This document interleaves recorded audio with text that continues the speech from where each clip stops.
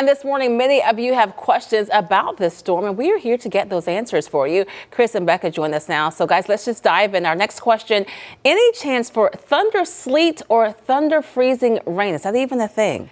Not really. No, it's thunder snow or just plain thunder.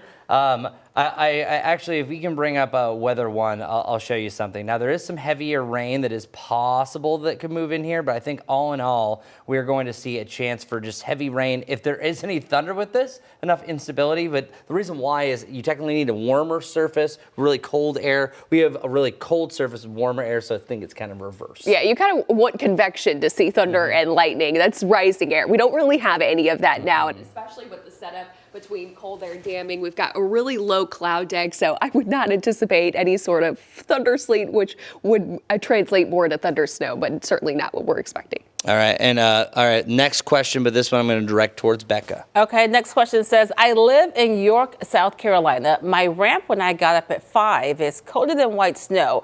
Your app says freezing rain. My Google weather app says snow showers until almost 10. Could you tell me, is it actually snowing out here or is it ice? Yes, this is a great question, and I see why people would be confused, because if you look at the current radar, it's showing snow, it's showing sleet and freezing rain. So the radar is having a lot of trouble picking up what is actually falling, because the radar is overshooting a lot of that precipitation. So I actually saw some pictures from York, South Carolina, and what it looked like was sleet that is now turned into freezing rain. So that's like a glaze over the sleet right now, and that will be the predominant precipitation going forward. And by the way, a viewer actually said specifically to shout out Bekah there, because this is her show. It is Sunday.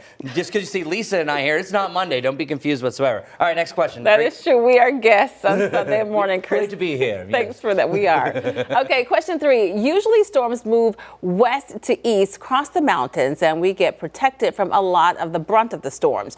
Doesn't seem to be happening this time. Why? And it's interesting because this storm actually came from the south, yes?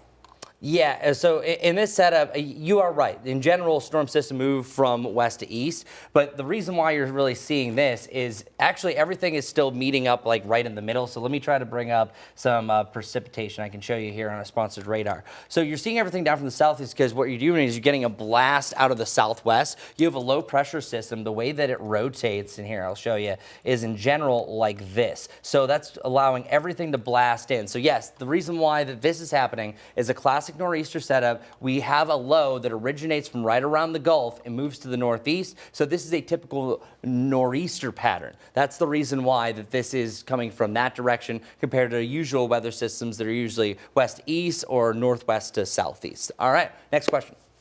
Okay, next question. Do we have time for one more?